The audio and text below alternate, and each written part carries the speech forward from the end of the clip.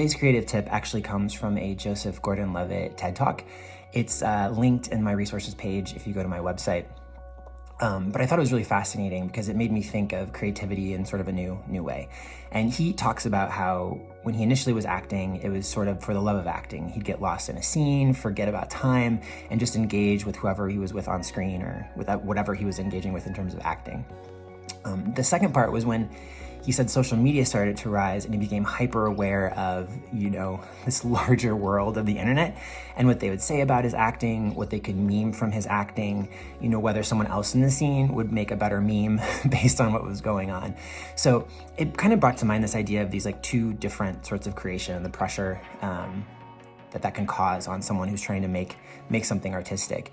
One is the idea of sort of this expansive creation. And that's where he was at first, this space where you forget where you are, you just engage with the moment, engage whatever you're crafting or working on, and the world kind of slips away.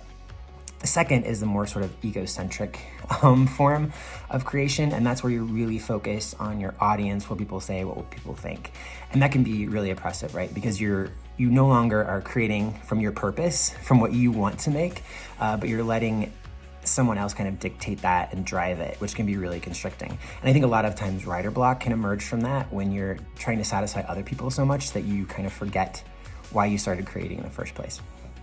So I think it's a cool way to think about it. It helped me kind of just label ways of creating, or like when I get stuck or when I'm feeling down about what I'm working on, to say like, am I in an expansive space, right? Am I creating? Is it fun? Am I enjoying it? Is it a place I want to be in? Or am I feeling sort of, strangled a little bit, oppressed? Am I feeling like I am not able to do what I want to do? So it's a kind of an interesting way to think about creativity, and maybe something that you can kind of parse out for yourself. And if you're feeling sort of constricted and you realize that, hey, maybe, I'm worried about what other people are thinking more than what I want to make, that could be a starting point to help you get out of that. Today's creative exercise is actually to take one of your favorite songs or a song that you're pretty familiar with and change the words so it covers a new topic. So you'll kind of follow the structure, the rhythm, but make a new song out of it. Only spend, of course, as usual, 10 to 15, 20 minutes on this, but just try to change something so that you get a little fun, just have a little creative flow with it. It was recently my birthday, so I'm actually changing the words from Katy Perry's Birthday to Surf Day. I just thought a surf day was a weird concept, and I think there's a lot to explore in terms of like imagery with like beaches and stuff. So if you're having trouble coming up with a topic to change your song to, you could explore ChatGPT. Just say, give me 10 prompts to write a song about, or you can just kind of think of something, an object on your desk, plant, candle maybe, and just go with what moves you. So find a song, 10 to 15 minutes, change the words to something new, and see what comes out. Today's creative exercise is to go to an art museum. So Google art museums in your area, find something that interests you, and then go for the day. A lot of art museums will have free days, so you can try to pick that up. If you're from a really rural area, maybe you can find a high school that has an exhibition or something. But just find an art exhibit, go to it, and then I want you to do two things. One is find your favorite piece, and then kind of describe why it's your favorite, whether it evokes a feeling, whether it's just pretty, whether it has an emotion that's tied to it. And then number two, as you're reading plaques, as you're going through, as you're thinking about the art, think if there's anything that you could bring back into your kind of day-to-day life, whether it's your work or family life. It might be, thinking more abstractly, like, I've been taking a more Monet approach to this project, like very smeary and hazy. Maybe need to tighten things up, and more cubist. That's a really bad example, but just try to explore this space and like think about how you can like bring together art with maybe your daily life in a little unique way.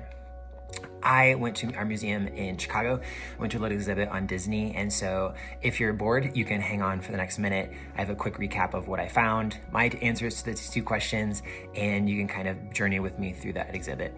But yes, today, find an art exhibit, go through it, or this weekend, whenever it's convenient, and record those two things, your favorite piece and something you can take away into your daily life.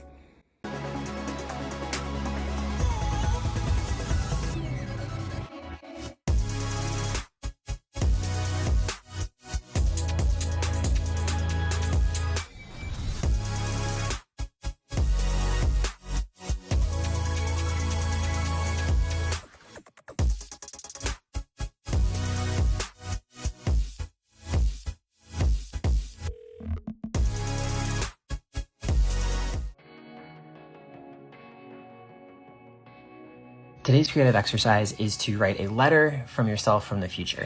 And this is meant to be a pump-up letter, effusive with praise. You are writing 50 years from the future to talk about how great and successful you've been with all the goals you have accomplished. So this is a fun exercise because it kind of helps you see what's important to you, what you want to achieve, and what success looks like. So take 10 to 15 minutes more. I encourage actually more on this one to really think about your goals, what success looks like, and what that future self would be like.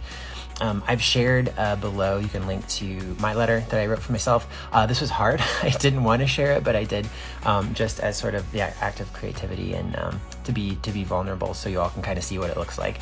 But I was surprised because even in my effusive letter, I had like some failures I highlighted, which is more about me. But I encourage you to be as positive as possible and just look at what success looks like and what your future self in 50 years is celebrating, and have fun.